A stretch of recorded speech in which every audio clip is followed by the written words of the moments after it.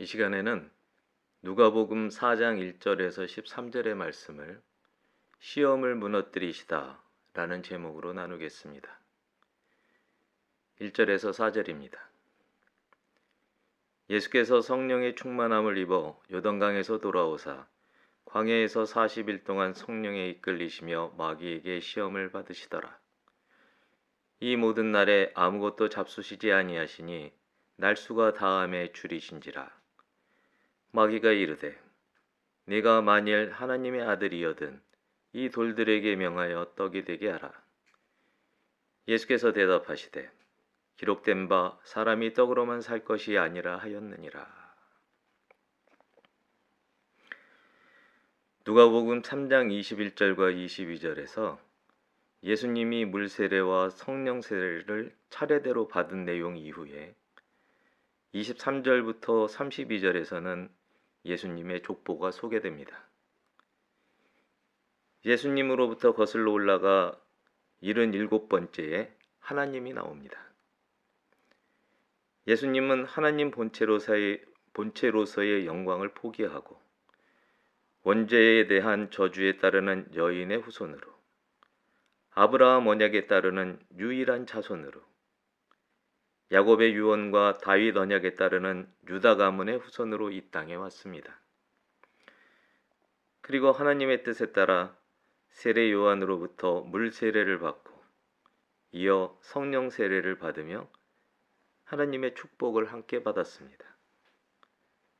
그런데 오늘 본문을 살펴보면 성령 세례 이후 예수님의 첫 행보가 직접적으로 하나님의 일을 하는 게 아니었음을 알 수 있습니다.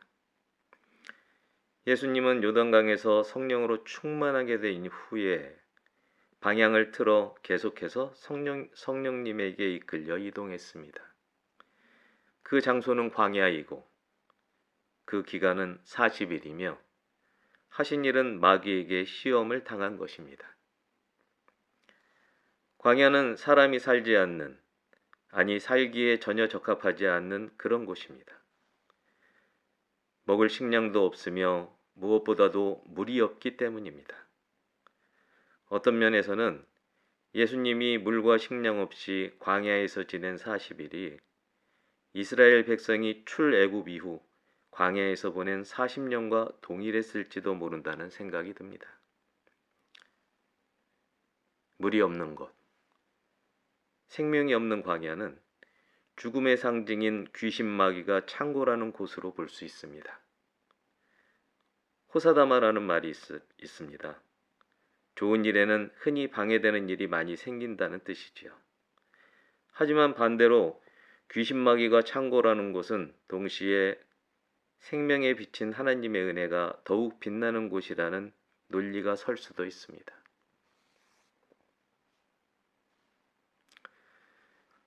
본문을 살펴보면 두 가지 상황이 계속해서 이어지는 것을 알 수 있는데 그것은 성령님의 이끄심과 마귀의 시험입니다. 예수님이 마귀로부터 시험을 당하면서 계속해서 성령님의 이끄심을 받았다고 헬라어 성경은 기록하고 있습니다. 욥기의 상황이 떠오릅니다. 욥을 시험하는 사탄이 하나님의 허락을 구하는 대목입니다. 따지고 보면 사탄의 지위는 그다지 높지 않습니다. 그의 처지를 보면 자유의지를 가지고 있는 사람을 시기할 만도 하다는 마음조차 듭니다.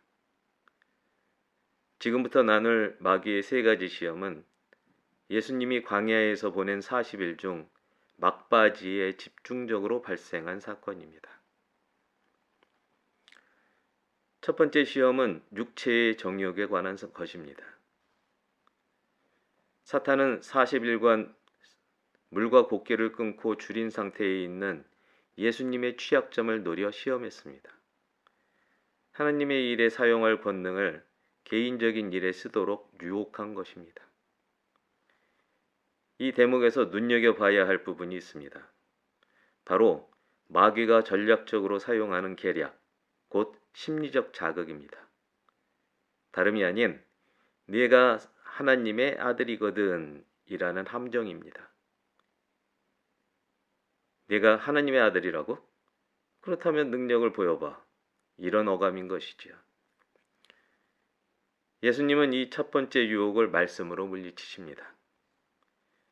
세번역 성경 신명기 8장 3절의 말씀입니다. 주님께서 당신들을 낮추시고 굶기시다가 당신들도 알지 못하고 당신들의 조상도 알지 못하는 만나를 먹이셨는데 이것은 사람이 먹는 것으로만 사는 것이 아니라 주님의 입에서 나오는 모든 말씀으로 산다는 것을 당신들에게 알려주시려는 것이었습니다.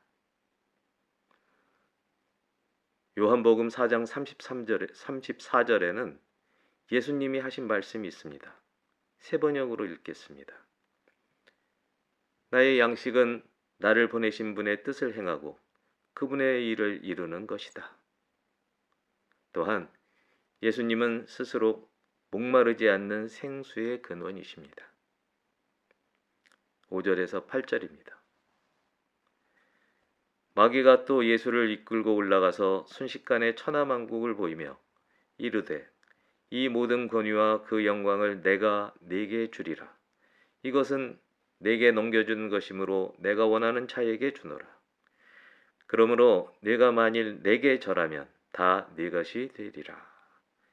예수께서 대답하여 이르시되 기록된 바 주 너의 하나님께 경배하고 다만 그를 섬기라 하였느니라. 두 번째 시험은 안목의 정욕에 관한 것입니다. 본문의 상황은 마치 SF 영화의 한 장면 같습니다. 마귀가 예수님을 해 뜨는 곳에서 해 지는 곳이 한눈에 보일 만큼 높은 위치로 데리고 갑니다. 그리고 시간의 흐름을 빠르게 해 세상을 한 바퀴 돌아보게 합니다. 요즘은 우주에서 지구를 바라보는 영상을 쉽게 볼 수 있습니다. 그 모습이 참으로 아름답습니다. 노란 바탕에 검은 점 몇 개가 보이는 달과는 사뭇 다릅니다. 불현듯이 하와에게 하나님을 거역하게 한 먹음직도 하고 보암직도 했던 선악과를 생각나게 합니다. 마귀의 두 번째 시험은 천하 만민을 섬기러 온 예수님에게 그들 위에 군림하는 절대왕이 되라는 유혹입니다. 마귀가 하는 말을 좀 더 눈여겨봐야 합니다. 그는 지금 이 땅에 대한 모든 권세와 영광이 자기에게 넘어와 있다고 말합니다. 아마도 아담과 하와가 에덴 동산에서 추방당한 때에 그렇게 되지 않았을까 생각합니다. 그리고 그 권세와 영광이 자기 것이니 언제라도 자기가 마음만 먹으면 주고 싶은 자에게 줄 수 있다고 말합니다. 그런데 전제 조건이 하나 있습니다. 자기에게 절을 하라는 것입니다. 이 말이 거짓이라는 사실을 쉽게 알 수 있습니다. 아무리 발버둥 쳐도 마귀는 하나님 아래를 벗어나지 못하기 때문입니다. 이 제안을 예수님이 받아들인다면 완전한 사람인 예수님에게는 십계명에 어긋난 일이고 완전한 하나님이신 성자로서는 피조물에게 굴종하는 일이 되니까 애초에 말이 되질 않는 일입니다. 이 때문인지 두 번째 유혹에서 마귀는 내가 하나님의 아들이거든 이라는 단서를 말하지 않습니다. 여기에 대해 예수님은 신명기 6장 13절에 모세가 한 말로 응수합니다. 당신들은 당신들의 하나님을 경외하며 그를 섬기며 그의 이름으로만 맹세하십시오. 사람에게는 경외의 대상도 하나님뿐이고 섬길 대상도 하나님뿐이고 맹세할 대상도 하나님뿐입니다. 욕망을 자제하는 가장 좋은 방법은 안 보고 안 듣는 것이지요. 또한 우리가 보는 데 필요한 빛과 눈을 만들고 듣는 데 필요한 소리와 귀를 만든 분이 하나님인 줄을 잊지 말기를 주님의 이름으로 축복합니다. 9절에서 13절입니다. 또 이끌고 예루살렘으로 가서 성전 꼭대기에 세우고 이르되 네가 만일 하나님의 아들이여든 여기서 뛰어내리라. 기록되었으되 하나님이 너를 위하여 그 사자들을 명하사 너를 지키게 하시리라 하였고 또한 그들이 손으로 너를 받들어 네 발이 돌에 부딪히지 않게 하시리라 하였느니라. 예수께서 대답하여 이르시되 주 너의 하나님을 시험하지 말라 하였느니라. 마귀가 모든 시험을 다한 후에 얼마 동안 떠나니라. 마귀가 포기하지 않고 세 번째 시험을 시도합니다. 세 번째 시험은 이생의 자랑에 관한 것입니다. 첫 번째 유혹과 마찬가지로 심적 자극부터 시작합니다. 아무래도 네가 하나님의 아들이 아니라서 이리 빼고 저리 빼고 하는 것 같단 말이지. 그러니 증명을 해봐. 지금 여기는 성전 꼭대기야. 너 자신을 한번 아래로 던져보란 말이야. 그러고 나서 바로 시편 91편의 말씀으로 강펀치를 날립니다. 세번역 성경으로 읽겠습니다. 그가 천사들에게 명하셔서 네가 가는 길마다 너를 지키게 하실 것이니 너의 발이 돌부리에 부딪히지 않게 천사들이 그들의 손으로 너를 붙들어 줄 것이다. 마귀의 의도는 이렇습니다. 말씀대로라면 네가 하나님의 아들이라는 게 입증될 거야. 그러면 아래 모여 있는 사람들이 모두 너를 그토록 기다리던 메시아로 인정하지 않겠어? 라는 것입니다. 욱하는 마음에 넘어갈 수도 있는 유혹입니다. 우리는 흔히 예수님이니깐 우리랑은 다르겠지 하고 생각하기 쉽습니다. 하지만 예수님도 십자가 죽음을 준비할 때 땀이 피가 되도록 하나님께 기도했다는 사실을 잊지 말기 바랍니다. 사람 몸을 큰 기름틀에 놓고 쥐어짜기 전에는 그 몸뚱이에 난 숨구멍을 통해서 피가 나오지 않습니다. 우리에게 힘든 일은 예수님께도 힘이 듭니다. 그런데 마귀의 말에는 또 교묘한 속임수가 숨어 있습니다. 그것은 시편 91편의 말씀에서 한 문구를 빼고 말한 것입니다. 그 문구는 내가 가는 길마다 라는 부분입니다. 예수님이 가는 길은 하나님 말씀에 순종하며 가는 길이지 마귀가 가라고 하는 길이 절대 될 수 없다는 것이지요. 하나님의 말씀, 그 본체인 예수님이 이것을 모를 리가 없습니다. 이 유혹에 대해 예수님은 신명기의 말씀으로 마귀를 꾸짖습니다. 신명기 6장 16절 말씀의 전체 내용을 새 번역 성경으로 읽습니다. 당신들이 마사에서 시험한 것처럼 주 당신들의 하나님을 시험하면 안 됩니다. 마사에서 무슨 일이 있었습니까? 광야에서 마실 물을 얻지 못한 이스라엘 백성이 하나님의 함께 하심을 의심했습니다. 우리를 이 광야에서 죽이려고 이집트에서 끌어냈느냐는 식으로 필요가 아닌 불편함과 조급함 때문에 하나님께 대든 것입니다. 그러나 하나님이 어떤 분이십니까? 하나님은 우리의 필요를 먼저 알고 채우는 분입니다.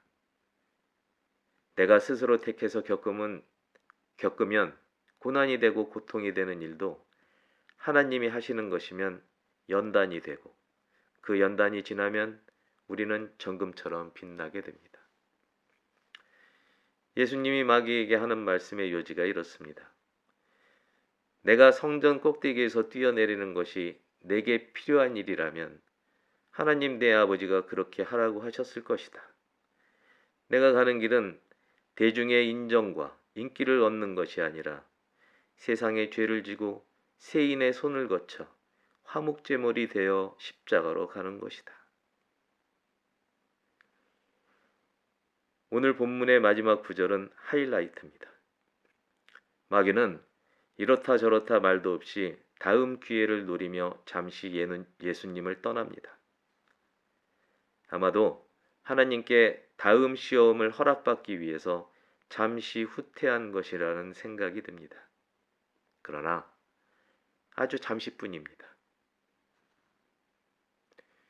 존귀한 하나님의 친구 여러분, 이 세상은 공중권세 아래 있습니다. 예수님을 잠시 떠났던 마귀의 유혹과 속임수가 계속해서 우리를 노립니다. 그러나 말씀 위에 바로 서서 좌로도 우로도 치우치지 않고 끝까지 가는 사람은 하나님께로 갑니다.